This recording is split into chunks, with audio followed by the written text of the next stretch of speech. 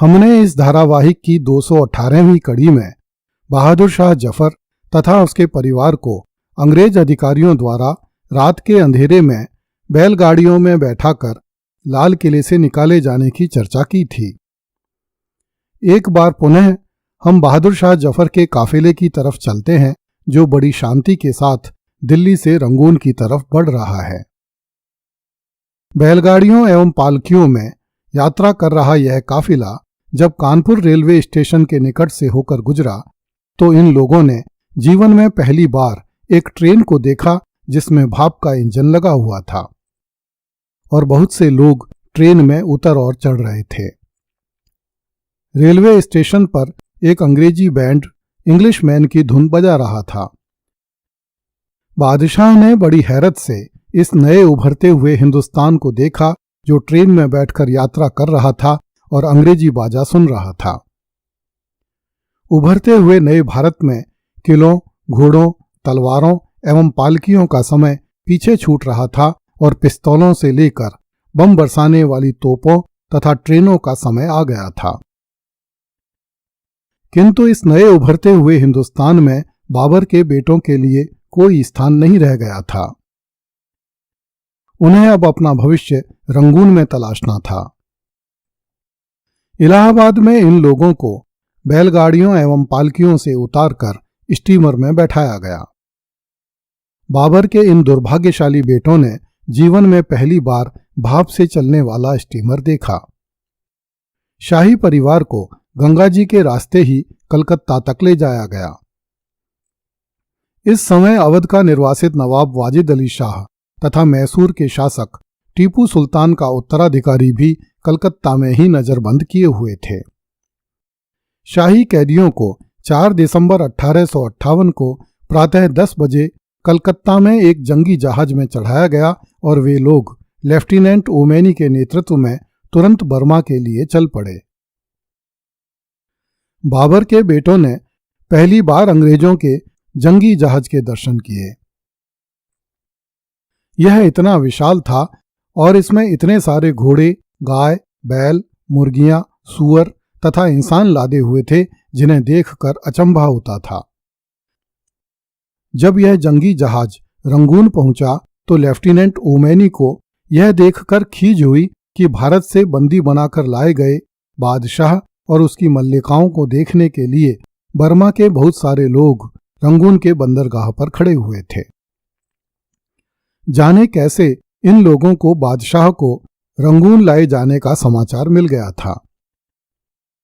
इन लोगों को श्वेडागोन नामक एक पगोडा के निकट एक छोटे से मकान में ले जाकर बंद कर दिया गया।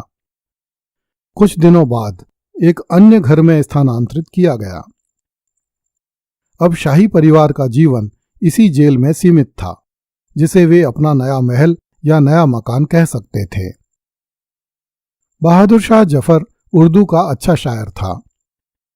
गालिब, दाग, मोमिन और जौक के सानिध्य के कारण उसकी कविता उन्हीं कवियों के स्तर की हो गई थी। कुछ अंग्रेज अधिकारियों ने अपनी डायरियों में लिखा है कि जब बहादुर शाह जफर को लाल किले की गंदी कोठरी में बंद कर दिया गया था तब बहादुर शाह जफर जली हुई तीलियों से कविताएं लिखा करता था। जब ईस्वी 1857 में भारत का प्रथम स्वातंत्र्य समर लड़ा गया तो उस दौरान दिल्ली में मची अफरा तफरी में जफर की अधिकांश कविताएं नष्ट हो गईं। बहादुर शाह जफर की बची हुई कविताओं को बहादुर शाह की मृत्यु के कई साल बाद कुलिया-ई-जफर शीर्षक से प्रकाशित किया गया। कहते हैं कि एक बार उर्दू जानने वाले एक अंग्रेज ने बहादुर शाह पर व्यंग्य किया, दम दमे में दम नहीं, अब खैर मांगो जान की, ए जफर ठंडी हुई शमशीर हिंदुस्तान की। इस पर बहादुर शाह जफर ने उसे जवाब दिया, गाजियों में बू रहेगी जब तलक ईमान की, तख्ते लंदन तक चलेगी तेग हिंदुस्तान की। रंगून पहुंचकर भी बहादुर शाह कविताएं लिखता रहा। रंगून में लिखी हुई उसकी एक गजल बहुत प्रसिद्ध हुई, जिसके 2 शेर इस प्रकार हैं। दिन जिंदगी के खत्म हुए शाम हो गई, फैला के पांव सोएंगे कुंजे मजार में, कितना है बदनसीब जफर, दफन के लिए 2 गज जमीन भी न मिली कुए यार में। 6 नवंबर 1862 को बहादुर शाह जफर के शरीर पर लकवे का तीसरा हमला हुआ और 7 नवंबर 1862 को प्रातः 5 बजे रंगून में बाबरी खानदान के आखिरी बादशाह का निधन हो गया। अंग्रेजों ने निश्चय किया कि बहादुर शाह का शव ऐसी जगह दफनाया जाए जहां कोई उसे ढूंढ न सके। इसलिए श्वेडागोन पैगोडा के निकट शाम 4 बजे चुपचाप उसे दफना दिया गया। जब उसके शव को दफन किया गया तब केवल 2 शहजादों और 1 कर्मचारी को मौजूद रहने की अनुमति दी गई। बहादुर शाह जफर चाहता था कि उसे दिल्ली के महरौली में दफन किया जाए जहां उसके बाप दादों के शव भी दफन किए गए थे, किंतु अंग्रेजों ने बहादुर शाह की यह इच्छा पूरी नहीं होने दी। कुछ दिनों में कब्र के आसपास घास उग गई और लोग भूल गए कि रंगून में कभी कोई जफर नाम का बादशाह रहता था। यह एक अलग बात है कि भारत, पाकिस्तान एवं बांग्लादेश में आज भी कई सड़कों के नाम बहादुर शाह जफर के नाम पर हैं।